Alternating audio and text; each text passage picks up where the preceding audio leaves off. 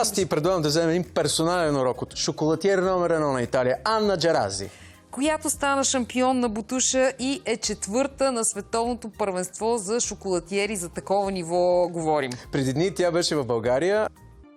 Днес съм дошла да взема един сладък урок.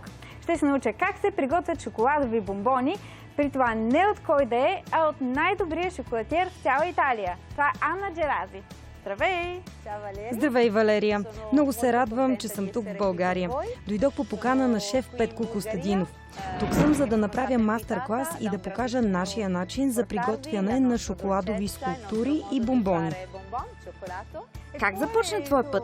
Кога започна да работиш като сладкар? Аз идвам от семейство с дълга история в сладкарството. Аз съм се специализирала в работата с шоколад. Когато бях малка, родителите ми не искаха да се занимавам с това. Искаха да работя в банка, затова започнах да уча